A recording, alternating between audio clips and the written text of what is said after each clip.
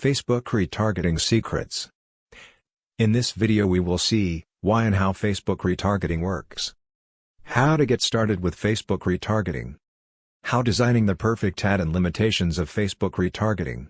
Whether they originally set out to or not, when Mark Zuckerberg and cohorts built Facebook, they also built perhaps the most powerful marketing platform or tool ever created. Only Google gives it a potential run for its money. Facebook is a place where users will willingly offer up huge amounts of data about themselves. This includes demographic data such as their age, sex, and location, but also deeply personal information such as their hobbies and interests, where they went for dinner last night, and even their income bracket. What's more, is that they also provide us with a huge network of other potential users that might share the same interests or have access to the same things. This matters to us as marketers because it allows us to target our audience. And as you will learn over the course of this video, targeted marketing is by far the most powerful.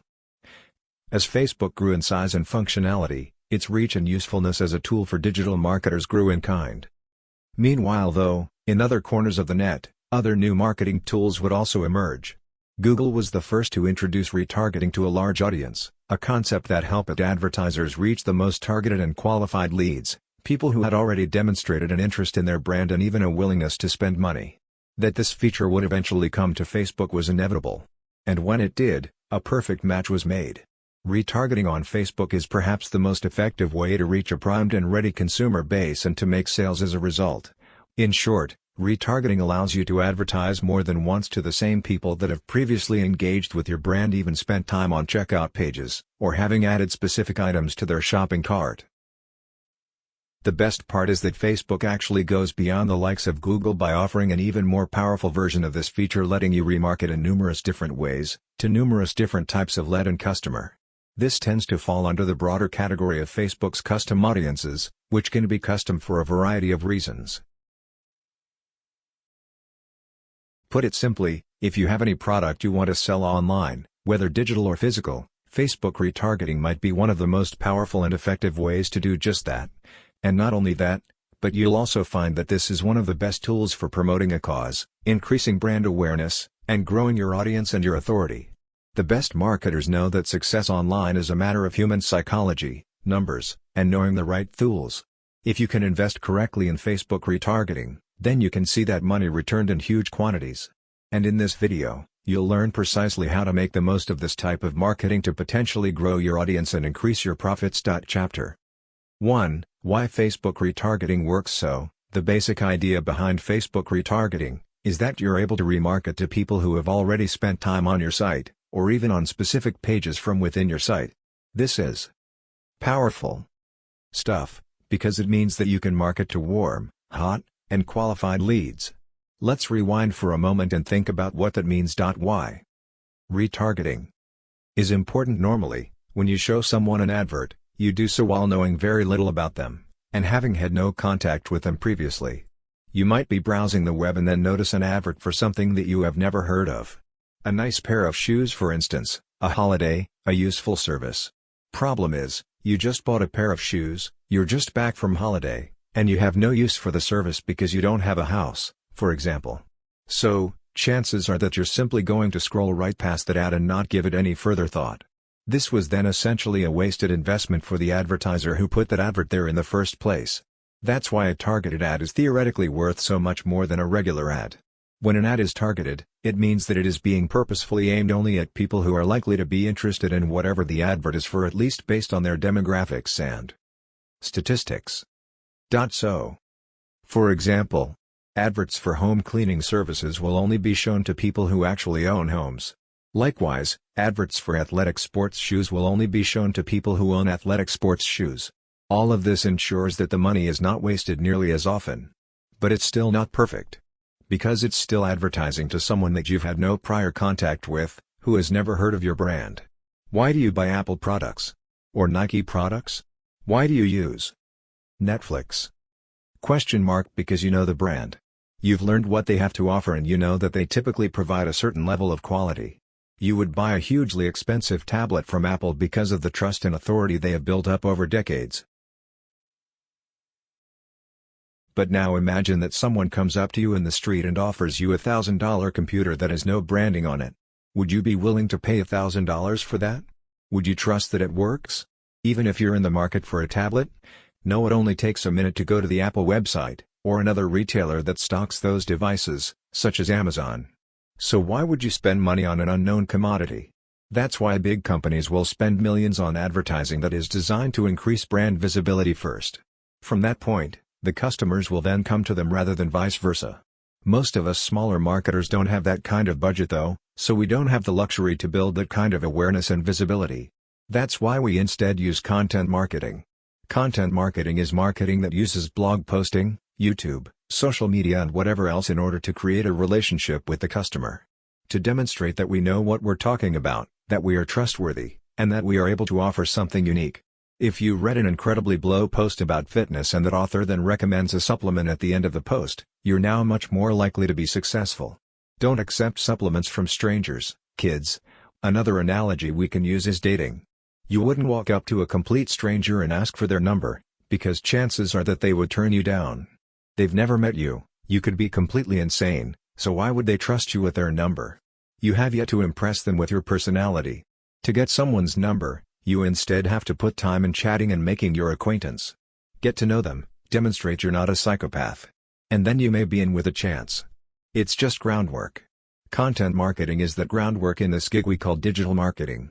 But unfortunately, that only gives us a very small window of opportunity in which to sell to someone while they're reading our blog post. What happens if they then leave and forget all about our brand? What if they want to buy the supplement, but they're on their phone and they want to wait until they get home? At which point they forget all about you? Well, that's when you remarket. You show the potential customer the precise same product again, at a point when they're able to buy. When they have been mulling over what you're offering for a while. They know the brand, they're feeling a little more susceptible. And so they click buy.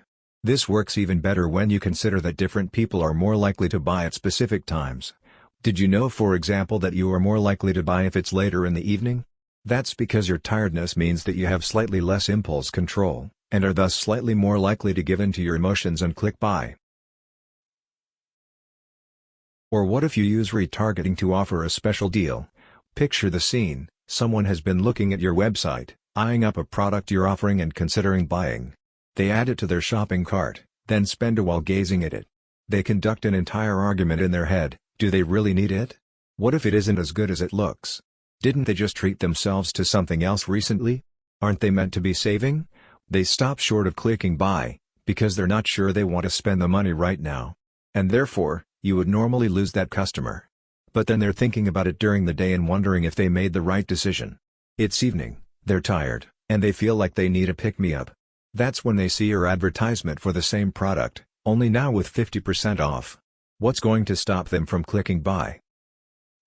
Chapter 2: How Facebook Retargeting Works. Chances are that you have been on the receiving end of retargeting at some point or other. You've probably also heard people talk about retargeting without really knowing what it is. Maybe your mom exclaimed at some point how weird it was that she kept seeing ads for a new heating unit. And just when she was shopping for a new heating unit, how did Facebook know to show her those ads? That's some incredible coincidence. Of course, you and I know that this is not a coincidence at all.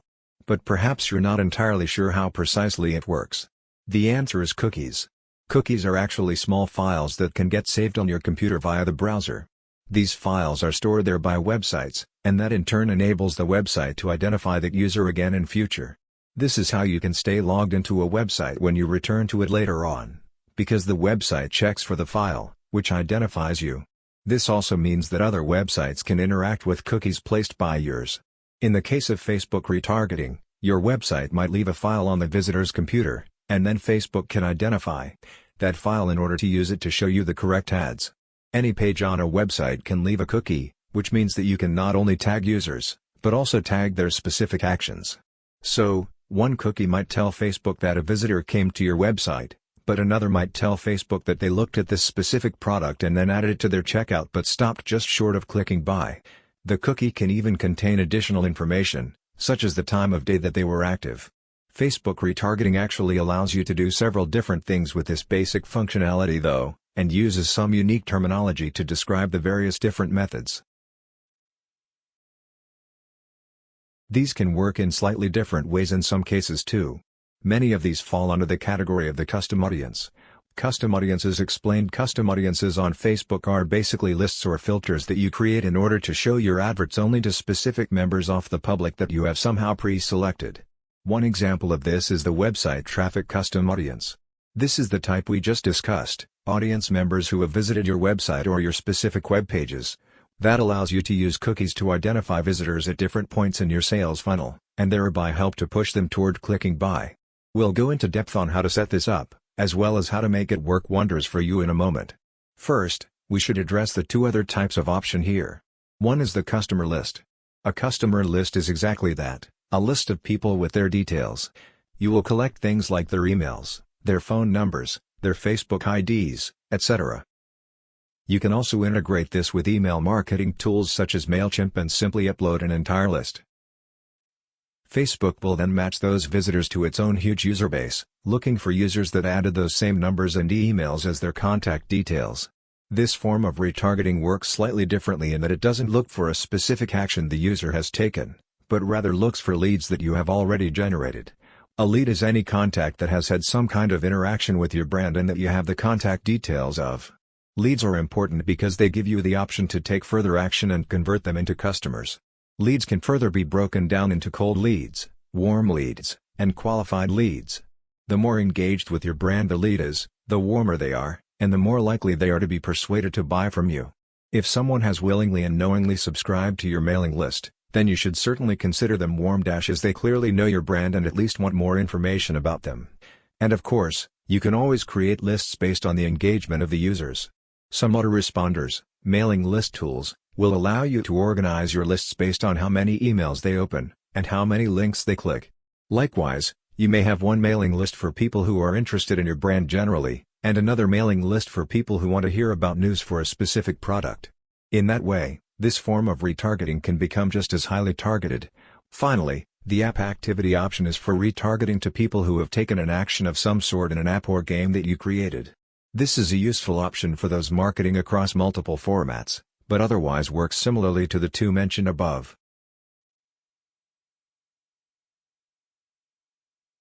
There are other methods you can use to target your audiences. You might use a lookalike audience for instance, which looks for potential customers that share similar properties with your lists and your warm leads. Likewise, you can filter audience members based on a whole range of different factors from their interests, to their age, to their geographic location. These alternative forms of Facebook marketing may be useful when used in conjunction with retargeting strategies, but are distinct and separate from that approach. Facebook Dynamic Ads. Another great feature Facebook has introduced to make retargeting that much simpler, is its dynamic product ads.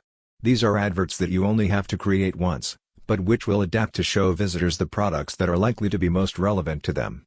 Facebook's dynamic product ads will employ a simple template which will show a number of different products, along with their details, depending on the data provided by the cookie or the app SDK you provide. To use this, you will need to create a product catalog, which Facebook lets you do by adding your products through your account.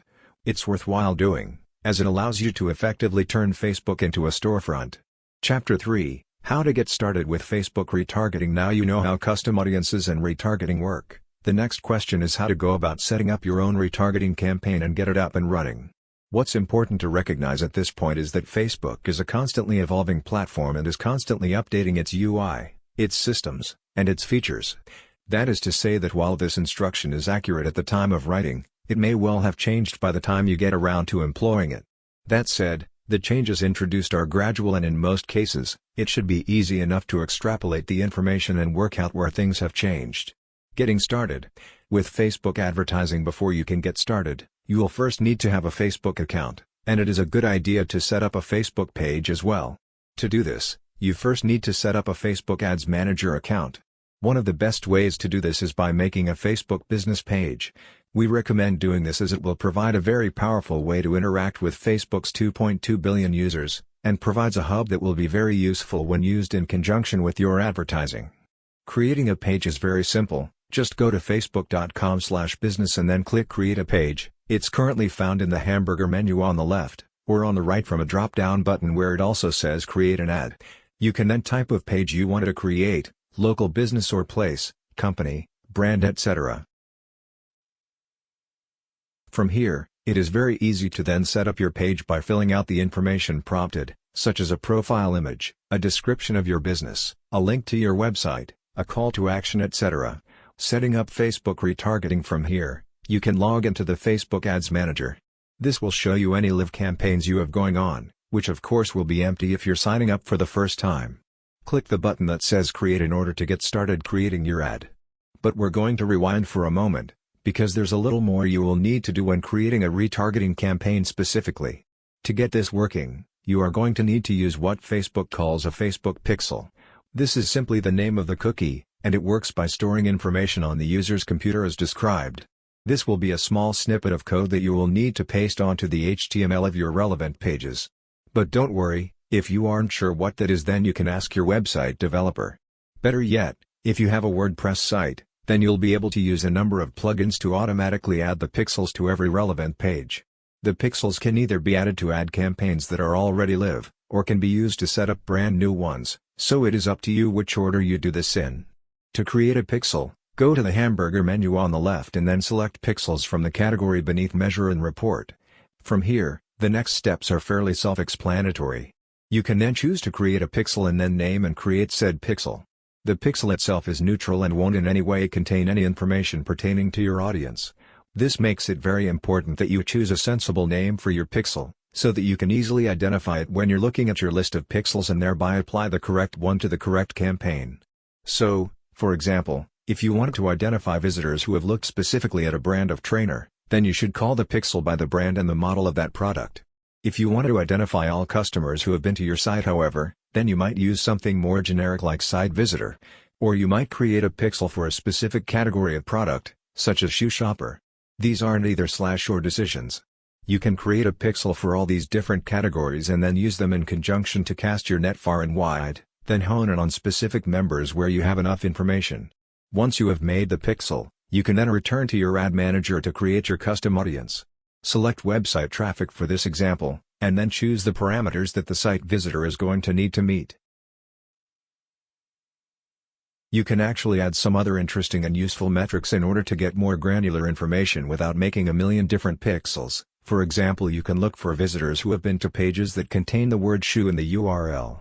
Once you have built your custom audience, you then need to create your ad. That is where you can apply the custom audience to the particular campaign. Of course, you will now also need to go ahead and copy and paste the Facebook pixel code onto the relevant pages of your website. Where do you place the pixel? The idea is that you're trying to identify specific actions that the user has taken, which in turn gives you specific information about that user and what they may be interested in purchasing. There are generally considered to be 17 different standard pixel events that you can use in this capacity. These are: purchase, when someone buys a product on your website. After all, there is no lead that is more qualified than someone who has already bought from you. If they like the product, they may well be happy to buy from you again, and now they know they can definitely trust you. Lead, a lead is someone who signs up for a trial or perhaps a mailing list, though these can also be categorized in other ways. Complete registration, someone who has completed any kind of registration form.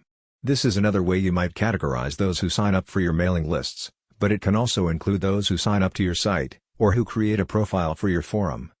Add payment info, someone who has added their payment details to your website. This is a very hot lead, as the person has demonstrated a clear interest in buying from you at some point in the future. Add to cart, someone has added a product to their shopping cart. If someone does this and then leaves the page, you stand a very good chance of convincing them to buy at a subsequent time. Add to wish list, someone has added your product to some kind of wish list function you have on your website. This is another very strong indicator that they are open to buying from you in future, and that they have interest in that product specifically. Initiate checkout, this person is about as hot as they come. These are the ones that got away who added the item to their cart, then headed over to the checkout page. They might even have begun filling out their delivery address before something tore them away. So close. But thanks to Facebook retargeting, there is such thing as a second chance. Search, this means someone has used the search function on your website. That might mean looking for a specific product, or perhaps searching for specific information. View content, someone has visited a particular page on your website. This could mean they read a particular blog post that suggests they have a particular interest, or it could be a category of product. Contact, someone has contacted your business in any way.